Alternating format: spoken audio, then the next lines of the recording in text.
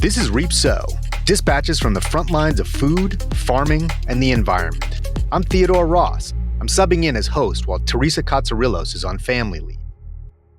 500,000 people work in the meatpacking industry in this country, producing tens of billions of pounds of meat every year and generating billions of dollars in profits for companies like JBS, which is the largest meat processor in the world. But the industry doesn't just process animals. It churns through people. As Esther Honig reports in this episode, a collaboration with 99% Invisible, 20 years ago, when ICE cracked down on undocumented labor in meatpacking plants, these companies shifted to a different source of labor: refugees, arriving through humanitarian programs that are supposed to offer safety and a shot at the American dream. It hasn't always worked that way. Towns like Greeley, Colorado, where JBS has its U.S. headquarters, are now home to thousands of people who have fled violence and persecution only to find themselves doing one of the worst jobs in America. This episode tells the story of how we created a new food economy in this country based on refugee labor, what it did to these vulnerable people, to the rural communities that took them in, and what the political backlash against it has meant for all of us. This is 99% Invisible. I'm Roman Mars. Greeley, Colorado is a mid-sized city out in the eastern plains of the state. The landscape is simple and flat. Cow pastures stretch as far as the eye can see, and most days, the breeze smells of manure. Greeley is a meatpacking town. The world's largest meat processor, JBS, has its U.S. headquarters there, and many people in the town work for the company.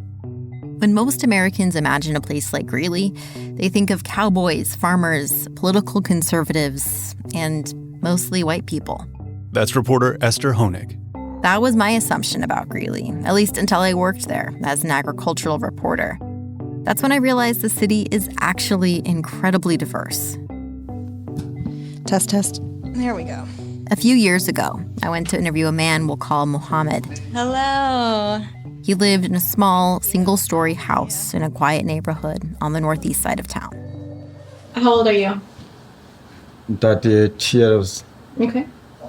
Mohammed spoke Rohingya and only a little English, so we used a translator to communicate. At an old Formica dinner table, Mohammed served me coffee. He wore a longi, a long skirt that's customary in his home country of Burma, and he told me what life was like there. So he's talking about the paddy, the rice. Mm-hmm. So he plow the land and then he pull in the seedlings, then he transplant. Mohammed was a rice farmer, but then he faced persecution by the government and had to flee his country. He was registered as a refugee by the UN, and eventually, after undergoing a rigorous background check, he was one of the lucky ones selected for resettlement. I was always thinking how America would be and what I will do there. Mm-hmm. And I was excited, especially... In 2015, Mohammed left the refugee camp where he'd been living and flew across the world, ending up here in Greeley. This would be his new home. So when I get in America, then my caseworker, within 1 month, I got the job in JBS. JBS, the massive meatpacking plant in Greeley that we mentioned earlier. To get his job, Mohammed didn't have to speak English. He didn't need any prior experience. The caseworker didn't even really explain what JBS was. He only said, JBS, there's many different kind of job, then you will do one of them. He said just like this. So he didn't tell him that it was a slaughterhouse or that he would be working with meat? He didn't know that? And he didn't know that. After his first week at JBS, Mohammed realized just what kind of work he'd be doing. He used a large electric knife to remove the skin from cow legs. It was bloody, exhausting labor. In most plants, workers assemble things, like cars. But in a meatpacking plant, the workers disassemble animals. They stand along conveyor belts where line speeds run incredibly fast. Up to 450 cows are killed every hour, and the workers use wickedly sharp electric knives to break them down into cuts of meat, like chuck and rib. And as conveyor belts, meat grinders, and saws rumbled around Mohammed, he looked around the factory floor and noticed something else. Many of the other workers were from places like Somalia, Eritrea, and the Democratic Republic of Congo. They all arrived here as refugees, like him. I understand that people are getting that job as I did. Oh. As I did, there's a caseworker, my brother. So he knew that everyone was getting the job the same way. The same way. The scale of meatpacking in this country is staggering. 500,000 people work in the industry, producing tens of billions of pounds of meat every year and generating billions of dollars in profits. Companies like JBS are among the largest employers in rural America. But the industry doesn't just process animals. It churns through people. The work is so brutal and physically punishing that many don't last long on the job.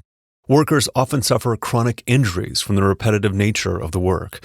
They can also lose fingers, even whole appendages. Research shows that there are about 2 amputations a week across the entire industry, which means that meatpacking companies are always searching for new bodies to run the line. But in the last 20 years, companies like JBS have come to rely on a new source of labor: refugees, arriving through humanitarian programs that are supposed to offer safety and a shot at the American dream. And it's through this particular arrangement that rural Midwestern towns like Greeley have become home to thousands of people like Mohammed, men and women who fled violence and persecution, only to find themselves doing what has long been one of the most dangerous jobs in America. In 1904, the journalist Upton Sinclair went undercover working in meatpacking plants in Chicago. Then he wrote a novel based on his experiences called The Jungle. He described poor, newly arrived immigrants, mostly from Eastern Europe, who worked in dangerous, squalid conditions. These immigrants came to America chasing the promise of a better life. Instead, they found themselves teetering on the edge of poverty and hunger, and facing working conditions even worse than today's. The work left their hands so mangled that their fingernails wore off, and they were exposed to deadly infections. They'd pour acid on sheep pelts and yank out the wool with their bare hands, scalding their skin. With the slip of a sharp knife, many workers had severed the tendons of their thumbs.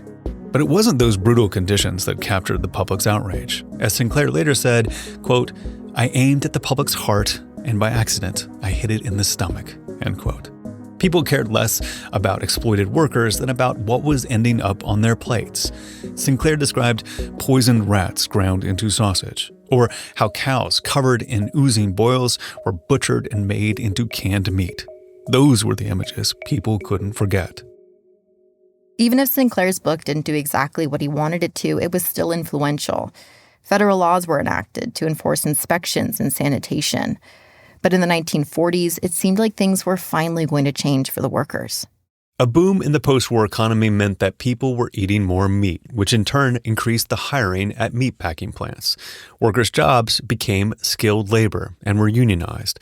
For the first time, their positions were salaried. Meatpackers could finally afford a middle-class lifestyle. They had boats in their driveways and pools in their backyards. But the relief was short-lived because meatpacking companies made a decision that would transform the entire workforce and add a whole new layer of vulnerability in an already dangerous industry. In the 1960s, meatpacking companies left the cities where they'd been based for decades and moved their plants to rural America. The shift put them closer to livestock and cut down on transportation costs. Critically, it also let them escape the unions in the cities and the prying eyes of pesky reporters and politicians. But there was a problem. Rural communities that they relocated to did not have sufficient labor for them. This is Don Stoll, a professor emeritus of anthropology at the University of Kansas. He told me that without the unions, the working conditions and pay inside the plants declined once again. And to attract the workers they needed, companies looked south to Mexico. Well, meatpacking companies had always advertised on radio stations in South Texas and elsewhere, which broadcast into Mexico, that there were jobs available in meatpacking plants. But in the 1980s, with the blessing of the INS, they were actually set up recruiting stations in Mexico City. There were many reasons that these Latin American workers were drawn to meatpacking, despite its gruesome reputation. One of the attractions of meatpacking for immigrants is that you don't have to speak English to work in a meatpacking plant, and you don't have to have any pre-existing job skills. By the 1960s, Greeley was becoming a leader in meatpacking. It was one of the first small towns to build a big modern packing plant, and ranchers from all around came there to harvest their cattle. Increasingly, Mexican immigrants staffed the factory. Many of them had previously worked in nearby agriculture, but these packing jobs were inside, shielded from the hot sun, and they paid better than field work. In the 1980s and 90s, new waves of workers arrived in Greeley, not just from Mexico, but other parts of Central America. They moved into the neighborhoods around the packing plant, which was now called Swift & Company. By the early 2000s, about 1/3 of Greeley's population was Latino. You could see it everywhere. The local grocery stores started selling fresh tortillas and dried chiles imported from Mexico. The schools created ESL courses. But the change also brought backlash. The city was starkly divided along racial lines. And meanwhile, in the background, another labor problem was brewing. It was an open secret that hundreds of workers at the plant were undocumented. The meatpacking company reviewed their workers' documentation with a federal system called E-Verify, which was known to be deeply flawed. And on the morning of December 12, 2006, the situation reached a breaking point. That morning, Greeley's meatpackers started the day like most other days. The first shift arrived at the factory before sunrise. They put on their hard hats and white smocks and took their positions along the massive conveyor belt, ready for the first slaughter of the day. But then, just before the giant factory rumbled to life, all hell broke loose. Just after dawn, federal agents from ICE, Immigration and Customs Enforcement, descended on plants run by Swift & Company, the nation's third-largest meat packer. It's the largest ever crackdown on illegal immigration in the workplace. 1,200 arrests now reported across 6 states. Shortly after 7 a.m., agents from Immigration and Customs Enforcement charged inside and swarmed the factory floor. People ran like mad. Some tried to hide in the cattle pens or inside the bathrooms or supply closets. But in the end, hundreds were rounded up and arrested. Several hundred family members gathered along the fence between the Swift Company and Highway 85. Some were crying. Some were praying. Others were yelling at the federal agents. On the scene today, there was no word. Similar scenes played out in 6 different meatpacking plants across Middle America at the same time on the same day. ICE agents arrested close to 1,300 workers for having, quote, questionable documentation. Overnight, Swift lost about 10% of its workforce. Without enough people, some factories couldn't operate and the company was hemorrhaging money. It was a crisis of epic proportions, and it raised the same old question. Where on earth would Swift find more people willing to perform this dangerous work? This time, Swift found its answer in an unlikely place, a federal program meant to help people fleeing war and persecution. That's when we return.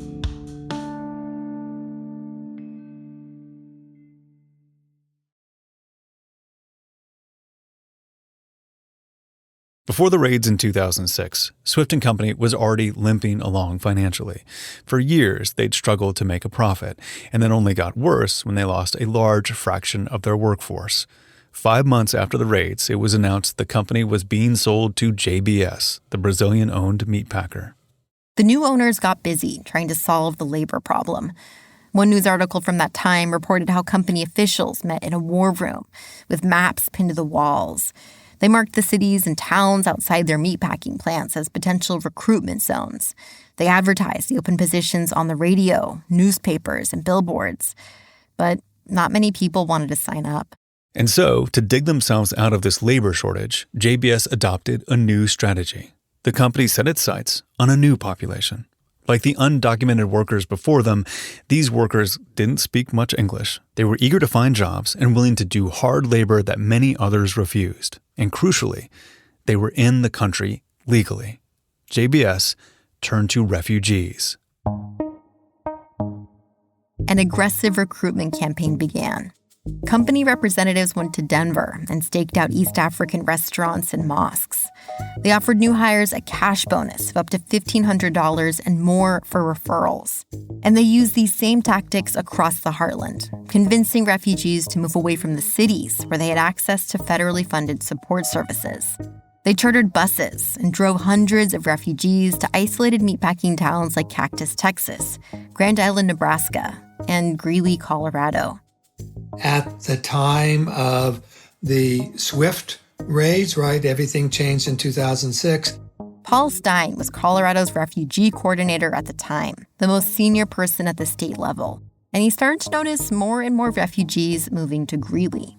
They were recruited by SWIFT, vigorously recruited. You had a lot of, at that point, primarily Somalis, some Burmese, who moved in to take advantage of the employment opportunities. And then those refugees would petition and bring their families. According to Stein, as well as several other people I interviewed for the story, the number of refugees living in Greeley ballooned overnight.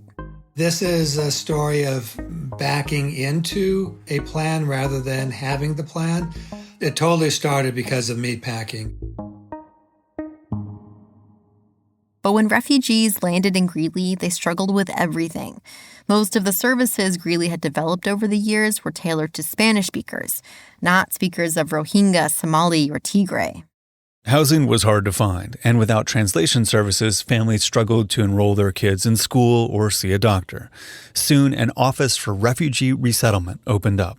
We started with a very limited presence. I think we had a mighty team of one case manager who for a time actually worked out of his vehicle. This is James Horan, the president and CEO of Lutheran Family Services Rocky Mountains, which ran the office. I think, there really wasn't an infrastructure for other than Spanish-speaking newcomers, right? And so I think a lot of it was just as simple as making the adjustment of new languages, new cultures, and everything that came along with that. Gradually, you could see another wave of change washing over Greeley, once again driven by the meatpacking plant. For decades, the town had been mostly white. Then it became white and Latino. Now it was increasingly international. On the main boulevard, there was the Mexican grocery store, but you might also see women walking by in abayas. Eventually, a halal market and an East African restaurant opened up downtown.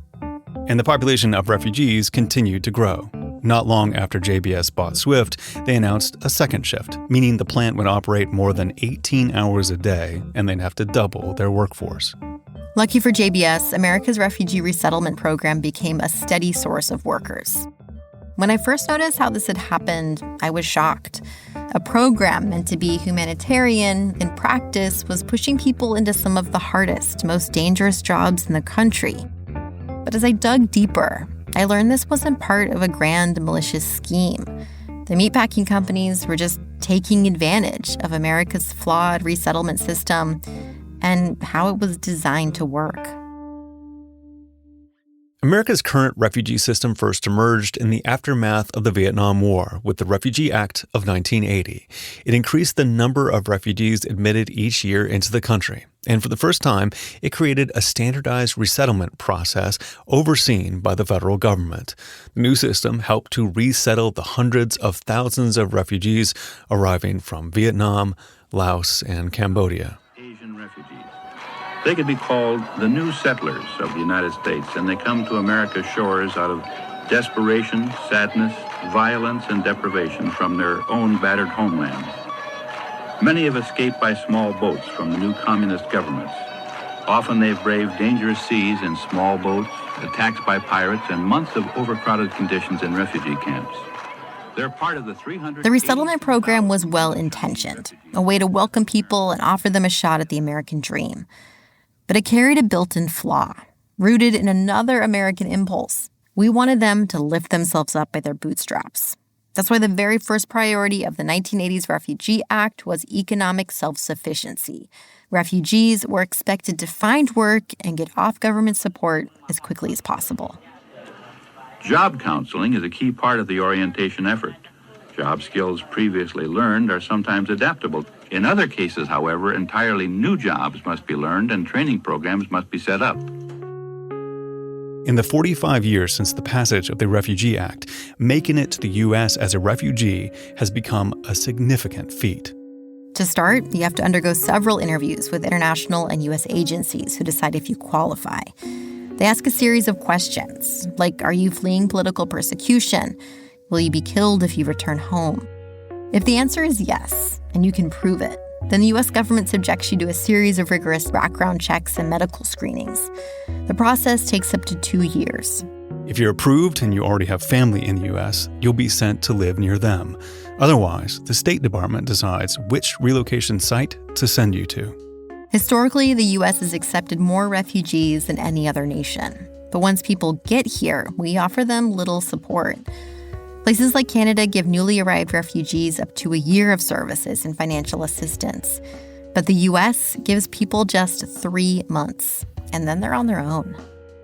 When a refugee arrives in the U.S. to a place like Greeley, one of the first things that happens is that they're assigned a caseworker who teaches them the basics of life in America, like how to find an apartment, how to take the bus and buy groceries, and how to see a doctor. But the most critical thing a newly arrived refugee needs to learn is how to get a job. I started as just what's called like a job developer. Back in 2008, early on in his career, John Tabor worked at a refugee resettlement agency in Illinois. I found John through a researcher on refugee resettlement who worked with him at that same organization. They both thought they'd be helping refugees, but soon learned that wasn't necessarily true. In fact, years later, when I spoke with John over the phone, he felt a lot of remorse, which is why he was so honest and candid with me about what his work was actually like. There is only a very, very small amount of resettlement money that these families are allocated. You know, if they don't get a job pretty much immediately, they're unable to pay their bills. So, you know, within a few months, they'd be facing homelessness. You know, like literally, welcome to America, now you're going to be evicted. At his job, John was up against the same clock as the refugees he was helping. He had to get everyone gainfully employed before their 3-month safety net ran out. And he might have a caseload of 50 to 60 people. You know, did a little bit of sort of skill development, but frankly, we didn't really have a lot of time for that. It was mostly get their resume together, try to figure out what they did in the past, and get them into work as soon as possible. But it was rarely that straightforward. We're talking about some of the most vulnerable people on the planet. Many didn't have any skills that would translate to the modern American job context. Some had lived in refugee camps for their entire lives. They didn't have any work experience. You know, you couldn't put like sitting around the refugee camp, or you couldn't put like tilling the field, you know. It just wouldn't translate. And so John and his fellow job developers connected the refugees with whatever employment options they could find. It's not like they were applying to some high-level management position. They were at entry-level meatpacking jobs. Meatpacking. Remember Mohammed, the Burmese refugee from the beginning of the story? This is exactly how he got his job. A caseworker referred him to JBS. John remembers it was one of the most reliable choices because meatpacking plants were always hiring, and they paid better than most of the other options. With the high rates of injury and turnover, plants were constantly looking for new workers, and the jobs didn't require any English or previous experience. There's one company, Tyson Foods. Like JBS, Tyson is also a massive American meatpacking company. Tyson would announce like 8 positions or 9 positions, and you'd get, you know, we would all show up with our refugees, and it was a very well-established feeder. It wasn't a humanitarian project for them. It was, here's a group of workers that'll be efficient and effective, and, you know, will work faster and better than your American employees. And so that was the kind of relationships that we would form. So, like, we were selling a product, really. And as time went on, John noticed that the recruiters he was in touch with at Tyson became more specific about what type of worker they wanted. Not so subtly would say, you know, we give us Burmese. You know, they were just sort of these workers have worked out in the past. And there was this sort of tacit understanding was we should deliver them these workers. Like if we showed up with 5 or 6, I'm just saying like Iraqis, let's say, because, Iraqis had personalities, big personalities. They came from a different culture that we knew that wasn't going to satisfy their demands. And that's not something I'm particularly proud of, but it was just the realities we were facing. He says this part of the job kept him up at night. He and his team at the agency even tried to come up with alternatives. But nothing ever really worked. It just, the American machine just swallowed him up. And there was never any breathing room. I mean, the margins are tiny in our system. After a few more years in this work, John left the field. But it taught him something about America's refugee resettlement program. The narrative that we're giving people these great opportunities, like there's a dark side. The system is supposed to get refugees out of danger, but it then leaves them with little support. Many don't have language skills or a safety net. Compared to other immigrant groups, they're overrepresented in low-skilled work, they earn less, and are more likely to live in poverty. That's what makes them ideal recruits for meatpackers like JBS. With so few options, they take jobs most others won't. And even when the work leaves them injured, pushes them to work at impossible speeds, or exposes them to religious discrimination, many feel they have no choice but to stay. We reached out to JBS for this story, but they declined to comment.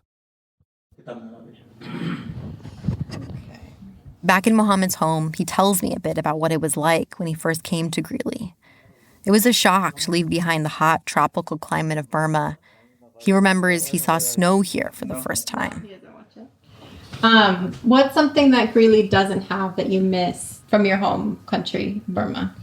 I think begin by money borok firizo to ida kamba no le begin by. Yeah, so he's talking about the gardening. The gardening. He said Greeley didn't have the same variety of fruits and vegetables he was used to. So he started a garden in the backyard. What did you grow?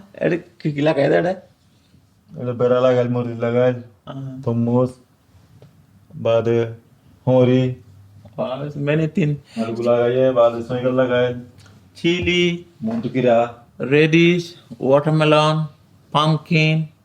When I met him, Mohammed had been off work for several weeks on disability with an injured hand.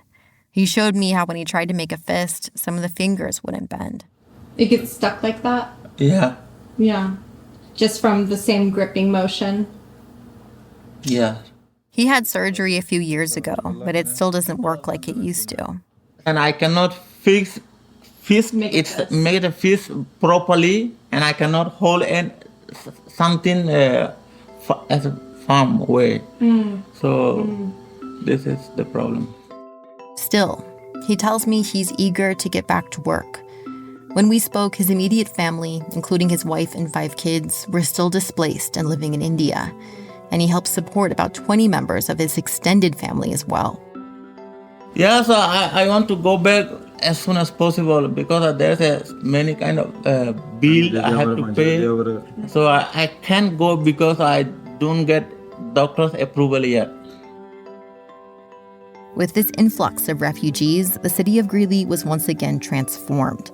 In 2007, just 1 year after the ICE raids, the foreign-born population grew to about 13,000, a 76% increase from 7 years earlier.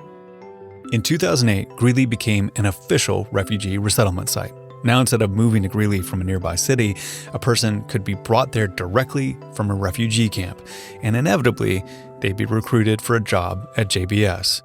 It was a lot for a small city of 90,000. And just like before, it wasn't always pretty. A local mosque was shot at in broad daylight. There was a small anti-Sharia law protest. In the lens of history, that was not long after 9/11. Here's James Horan again from the Refugee Resettlement Agency. And so I think there was a lot of focus on Islam and what does it mean that now there is an Islamic community in my community. James spent a lot of time holding community meetings where people could come to ask questions. He remembers he had to dispel a lot of the same myths that persist today. Another thing I would talk to people a lot about is the security clearances that refugees go through, because that was another question. Is this a public safety issue? But with time, Greeley once again adjusted. Today, there's a strong network of support services like food pantries and driving courses. There are free English classes and GED courses taught in the evenings at the local library. The public schools have a successful ESL program. And then there's the Immigrant and Refugee Center of Northern Colorado, which helps refugees do everything from interpret their mail to apply for citizenship. Yeah, I'm just helping him pay the bill. I think this is the toll bill that he needs help paying. So this is like a regular stuff that we do here. This is Kareem Abdul Manaf, who works at the center. And why is that? Just because it's all in English? Yeah, sometimes it's all because it's all in English, and other times they don't know how to navigate all those websites and everything. So that's one of the reasons they come here. Kareem arrived in Greeley about 8 years ago. He and his family became refugees after facing persecution in their home country of Burma. He speaks Rohingya and helps other Rohingya refugees translate things from English, like their phone bills and bank statements. So you're kind of able to be the helping hand that you didn't really have. Yes, and I'm glad that I can help the community to give them back. Because I know how it feels to be lost in a new place. Kareem worked at JBS for 2 years, and so did his 4 older brothers when they were first resettled in Greeley. It was and still is the primary job in the area that doesn't require English or any previous experience. I wouldn't say JBS is a long-term job, but for some of the families, they are planning to just do JBS for as long as they can. They have to do it because they have no other options here in the Greeley. And recently, there's been yet another new wave of arrivals. The many thousands of Haitians and Venezuelans who came to the U.S. on temporary protected status. TPS allows people from certain countries to stay and work here if it's too dangerous to go back home. What community do you primarily work with? Haitian community. This is Dree. He originally came to Greeley from New Jersey because he heard about the work available at JBS. But after a few weeks, he quit. It was overwhelming, a lot of pressure, especially from the management staff. They're trying to get stuff done like in a record time. So it's kind of challenging for your body and your mental. Then he showed up at this refugee and immigration center with a friend and was quickly offered a job because he speaks English and Haitian Creole fluently. Just like Kareem, he helps Haitians navigate life in Greeley. But the day we met, things got a lot more complicated. The Trump administration canceled temporary protected status for Venezuelans. Haitians with protected status would be next. The Supreme Court just canceled the TPS for Venezuelans now. Like, we are talking about like 300,000 people. And that just happened? Yes. Probably gonna cancel for Haitians too. Do you think you'll get a lot of people in here today asking about that? The TPS, the fact that the news just came out like minutes ago, for sure next week, it's gonna be like overwhelming for them. Like to come and ask you a question, what can I do? What can I do? What would be the next step? The refugee program as we know it, the one created in the 1980s, is on pause indefinitely. The flow of people like Mohammed, Kareem, and Dree has all but stopped, which raises the same question the industry has faced for generations. Where will the workers come from? If I were the CEO of a big company like JBS, I might be wringing my hands right about now. Of all U.S. industries, meatpacking has the 5th highest concentration of refugee workers. And more broadly, about 40% of meatpacking workers are foreign-born. I think there's definitely an economic conversation to be had, and I think employers will probably be the drivers of that. That's James Horan again. It's just going to be a math issue, right?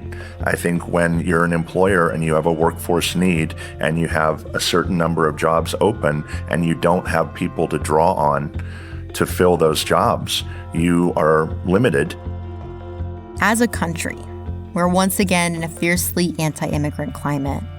And while every country needs a fair immigration system, we can't deny that the populations we're targeting play an essential role in our economy.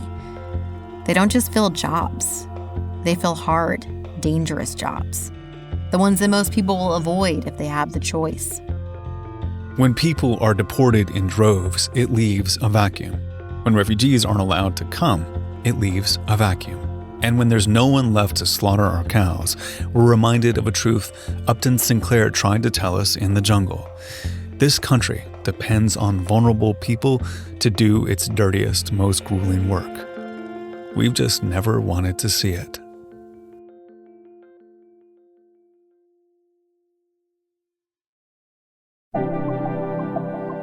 "99% Invisible" was reported this week by Esther Honig and was produced and edited by Delaney Hall, mixed by Martine Gonzalez, music by Swan Real and George Langford, fact-checking by Naomi Barr.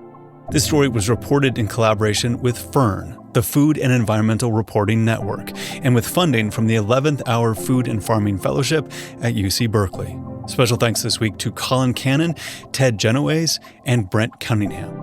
Kathy Tu is our executive producer. Kurt Kolstad is the digital director. The rest of the team includes Chris Berube, Jason DeLeon, Emmett Fitzgerald, Christopher Johnson, Vivian Leigh, Lashma Dawn, Joe Rosenberg, Kelly Prime, Jacob Medina Gleason, and me, Roman Mars. The 99% Invisible logo was created by Stefan Lawrence. We are part of the SiriusXM podcast family, now headquartered 6 blocks north in the Pandora building in beautiful Uptown, Oakland, California. You can find us on all the usual social media sites as well as our own Discord server. There's a link to that as well as every past episode of 99PI at 99pi.org.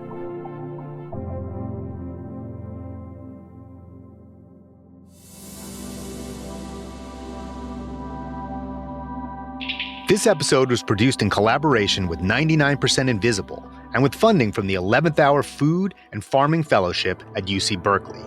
It was produced and edited for 99PI by Delaney Hall. Martine Gonzalez mixed it, and their music was provided by Swan Real and George Langford. Fact-checking was by Naomi Barr. Reapso is a production of the Food and Environment Reporting Network. At Fern News is our home on YouTube. Our executive producers are me, Theodore Ross, Tom Laskaway, and Brent Cunningham. Our sound engineer is Lauren Newsom. Katie Gardner is the producer and video producer for Reapso. I'm Theodore Ross, Fern's editor-in-chief and your host today. Find out more about Fern and donate to support our independent, nonprofit reporting at www.thefern.org.